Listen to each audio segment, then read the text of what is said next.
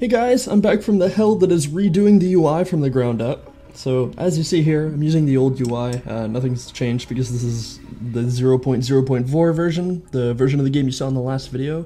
So now, let's flip into the new UI. Yay! It looks, well, it looks cleaner, but the first thing you may be saying is, "Now hold on, Mike, you didn't even change that much. You just made the buttons look different." oh, you just wait, dear viewer. You're gonna like this. Or maybe you won't, actually. It's probably, well, I mean, it's UI and it's kind of boring. Well, here we go. So the first thing I want to point out is all of these buttons are generated at runtime. There's no, like, canvas that I have all the buttons set into. I just kind of put the labels in and it generates them all based on how many labels I put in. And this is the part where you say, okay, what's the difference? Well, Undead Leon Trotsky, it means that now there's very little effort involved in changing things or adding new things to the menu. So for example, I could make the buttons look like this, or this, or even this. So that's exciting. Also, this is now all being controlled by my Xbox 360 controller, as you can see here. So now there's no more fussing around with switching between mouse and keyboard and controller, because Unreal Engine's default UI controller interaction is just absolutely terrible. Actually, there really is no default controller interaction in Unreal Engine 4, that's why I redid the UI. I haven't really decided what I want the buttons to look like yet, because I don't really want it to be too serious, but I also want it to look clean, so we'll just play around with it as I go. It's not really important until the game gets released, so we'll deal with that later. If you have any suggestions for that, feel free to leave them in the comments, or anything really, you know the deal. Ask and ye shall receive, except for when ye shall not receive. Okay, so let's get into what's actually in the menu now, and I'll make this as fast as I can.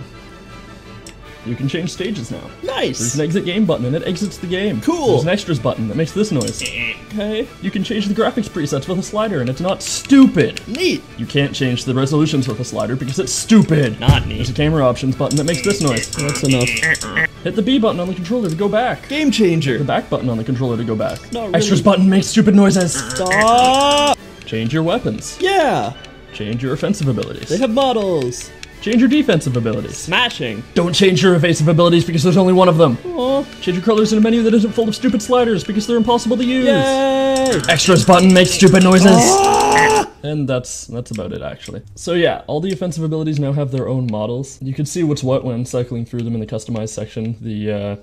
The swarm missiles you saw had their own models when the last video went up, but now there's a new offensive ability called mortars, and there's also the plasma laser, the first one I made, it has its own model as well. So that's cool. So I'm going to do this for the evasive abilities and the defensive abilities as well, but I want to give them all their own designated spots in the mech, so like maybe the shields have something on the back and the evasive abilities have something on the legs or something like that. And I'm also going to have melee abilities as well. And then the mech will be able to use those, and he'll have, like, maybe if it's a laser sword, he'll have a laser sword on his right above his legs, on his belt area. And they'll all have their own models as well, obviously. So the mech will look super kitted out and armed to the teeth, and it'll be really cool. Also, hats, eventually. So I'm going to load into the city now and show you guys another big part about this update, which is dynamic clutter. Now, I've started small with this, so you're only going to see barriers, trash, forklifts, and barrels, and that type of thing. But as we go on, I'll extend it into like craters and cars and spaceships and that kind of thing. So it'll make it super fun and different to navigate around each time. So like each street is different instead of just being a straight line with nothing in it, like here. Obviously, all the clutter is randomly generated, so not all streets have things on them. If you go down this street, for example, there's trash bags that you can knock around and things like that. And then there's the forklift that explodes, and the fusion coils, they explode. There's barrels and pylons and all this kind of stuff. Barrels over here. So you can knock them around and they explode. Very cool. So you can run around, knock stuff around, break things, and make things fly at enemies, and basically it's a fun time. Also, you can see the mortar in action here. A lot of people suggested single fire, high damage abilities, and the mortar interacts really well with the clutter that's in the map, so that's really neat. I love it. It's really cool. With that said, I will quickly go over some of the plans for the next update. I want to give myself a break from doing tedious stuff like UI and clutter generation and that kind of thing, so the next update's probably going to be focused around doing like weapons and fuck me. like new abilities, guns, maybe a few enemies, new buildings, that kind of stuff. It's stuff that's fun for me to do, and luckily, things that are fun for me to do are also fun for you guys, because they look really cool. So we'll get to that in the next update. Another thing I might do in the next update, just because I think it'll be sort of easy to implement with the new main menu system I'm using now, is score and experience. Not sure how far I'll get on that.